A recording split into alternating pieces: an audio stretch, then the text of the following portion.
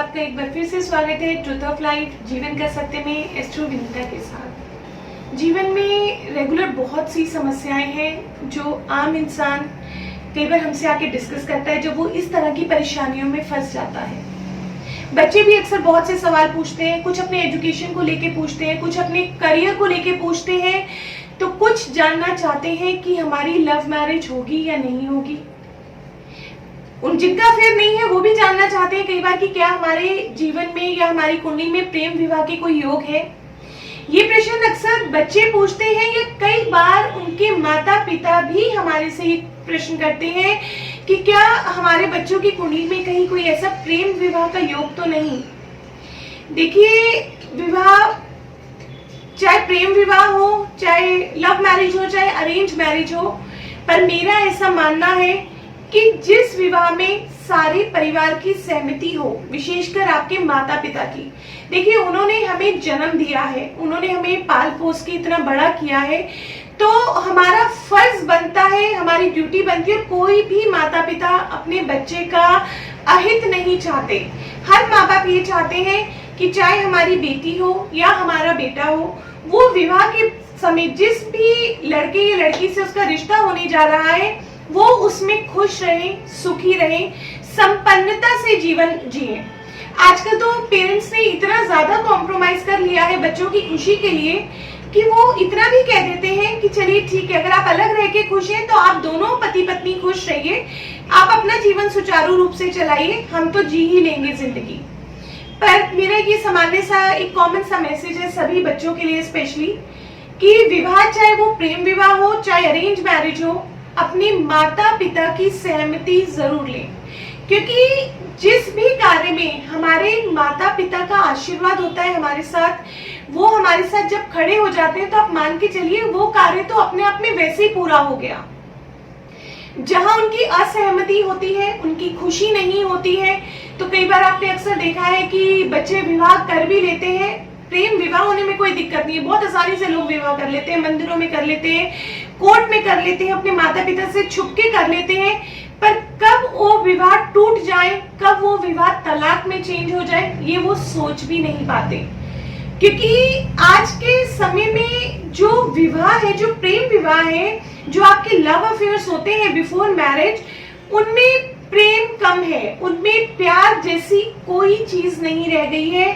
80 to 85% cases में आपको physical attraction होता है, शारीरिक आकर्षण होता है, जिसका रिजल्ट एंड में ये निकलता है कि अगर विवाह हो भी जाता है तो वो विवाह या तो पूरा नहीं होगा, उसमें कोई परेशानी आ जाएगी, आपसी मतभेद बने रहेंगे और हो सकता है कि स्थिति तलाक तक भी पहुंच जाए। तो पहले तो मैं सबको ये कहूंगी कि आप चाहे प्रेम विवाह कर रहे हैं, लव मैरिज कर रहे हैं, अरेंज मैरिज कर रहे हैं, माता पिता की सहमति जरूर लीजिए। हो सकता है थोड़ा उनको मानने में विलंब लग जाए, उन्हें सब चीजें समझाइए। अगर आप किसी अच्छे इंसान का अपने जीवन में चुनाव करते हैं तो डेफिनेटली वो आपकी बात समझेंगे। पर अगर आपका चुनाव ही अच्छा नहीं है और उन्हें अपने बच्चे का भविष्य अंधकार में नजर आता है, तो ऐसे में तो मैं भी एक माँ हूं, तो मैं भी शायद राजी नहीं होंगी, मैं भी उस चीज के लिए एग्री नहीं करूंगी। चलिए बात करते हैं कुंडली के बारे में कि हमारी कुंडली में ऐसे कौन से भाव होते हैं या ऐसे कौन से ग्रह होते हैं और ऐसे कौन से योग होते हैं जिसमें प्रेम विवाह की स्थिति बनती है। मैं अभी भी सबको बार बार ये कह रही हूँ कि प्रेम विवाह होना, प्रेम में विवाह तो हो ही जाता है, मेन बात होता है उस विवाह का निभना, उस विवाह को निभाना। रिश्ते बनाने बहुत आसान होते हैं, उन रिश्तों को निभाना बहुत मुश्किल होता है। तो जब भी हम किसी जातक या जातिका की कुंडली देखते हैं या बच्चे हमारे पास लेके आते हैं अपनी कुंडलियां कि देखिए हमारी लव मैरिज होगी या नहीं होगी, तो सबसे पहले हम कुंडली में लगन देखते हैं। लगन एसेंडेंट, हमारा पहला भाव, प्रथम भाव। क्योंकि जो पहला भाव है वो हम स्वयं खुद हैं। किससे आपका विवाह होने जा रहा है या किसको विवाह करना है, लगन से सबसे पहले ये जाना जाता है कि व्यक्ति कैसा है, उसका व्यक्तित्व कैसा है, उसका चरित्र कैसा है।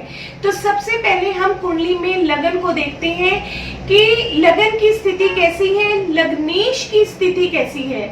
उसके बाद हम बात करें तो हम पंचम भाव को देखते हैं। पंचम भाव हमारी बुद्धि का भाव है, हमारी विद्या का भाव है, हमारी संतान का भाव है और हमारी भावनाओं का, प्रेम का, लव अफेयर्स का भाव है।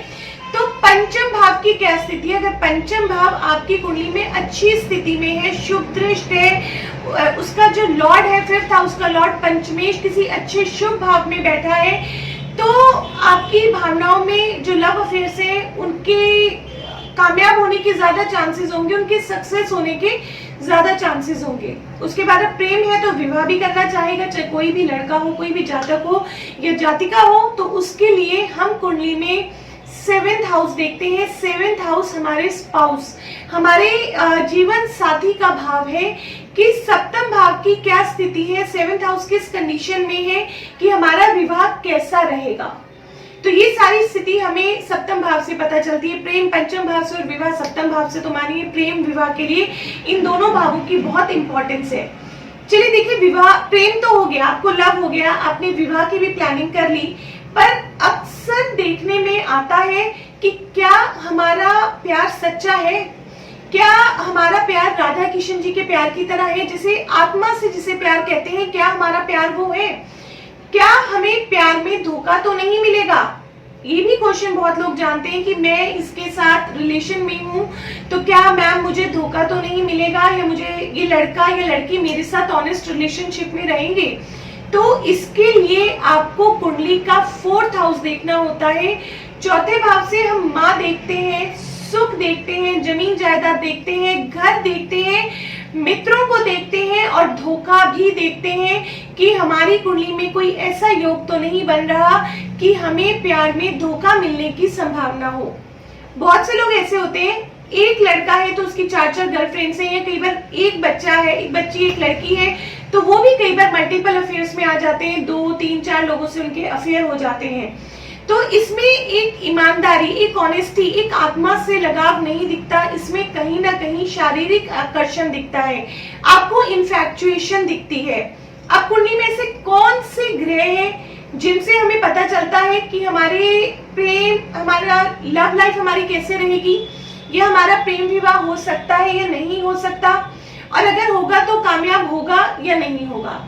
तो कुंडली में सबसे पहले हम देखते हैं चंद्रदेव को। चंद्रदेव हमारे मन के कारक हैं, हमारा मन, क्योंकि सबसे पहले जब हम किसी को देखते हैं और हमारे मन में प्रेम के प्रति भावनाएं जो आती हैं वो हमारे मन की देन होती हैं। तो चंद्रमा किस परिस्थिति में है, चंद्रमा हमारी कुंडली में कैसे है, तो चंद्रमा को विशेष रूप से देखा जाता है। उसके बाद हम देखते हैं शुक्र। शुक्रदेव भोग विलास के कारक हैं।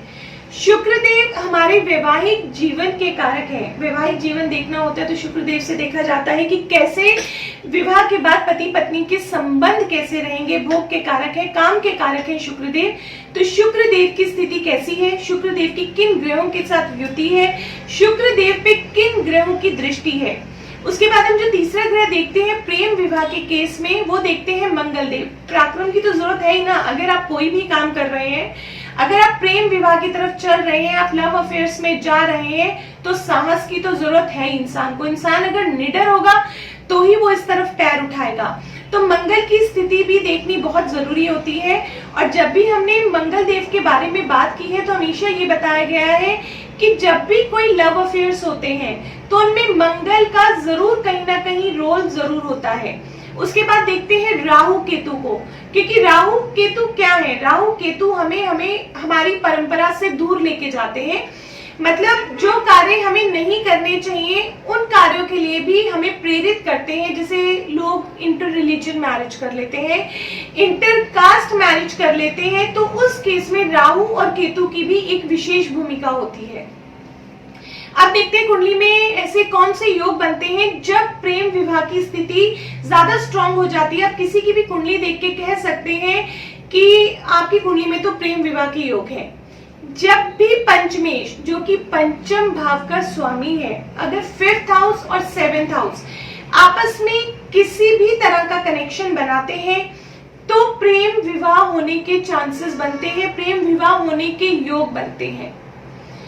अगर पंचमेश और सप्तमेश का राशि परिवर्तन हो जाए, पंचम भाव का स्वामी सप्तम भाव में आ जाए और सप्तम भाव का स्वामी पंचम भाव में आ जाए तो भी प्रेम विवाह होने के योग बनते हैं। अगर आपका पंचमेश कहीं छठे भाव में होगा, आठवें भाव में होगा, 12वें भाव में होगा या चौथे भाव में होगा, जो कि मैंने अभी आपको बताया कि धोखे का भाव है, तो उस केस में आपके प्रेम विवाह होने के चांसेस नहीं बनते, उसमें कोई ना कोई परेशानी आ जाएगी। ऐसा नहीं कि आपके लव अफेयर्स नहीं हो सकते हैं, पर उसमें प्रेम विवाह होने की पॉसिबिलिटी बहुत कम होती है। अगर आपका पंचमेश सप्तमेश कहीं गुरु से दृष्ट है और आप प्रेम विवाह करना चाहते हैं, तो उस केस में आपके पेरेंट्स आपके साथ होंगे, उनकी रजामंदी होगी, उनकी रजामंदी से आपका विवाह पॉसिबल होगा। पंचम भाव पे कोई क्रूर ग्रह की दृष्टि हो या क्रूर ग्रह बैठ जाए, शनि देव बैठ जाए, राहु बैठ जाए, केतु बैठ जाए, सूर्य देव बैठ जाए, जो कि सेपरेटिव प्लैनेट है, तो उस केस में भी प्रेम विवाह होने के योग कम हो जाते हैं। लव अफेयर्स होने की पॉसिबिलिटी होती है, पर प्रेम विवाह नहीं होता।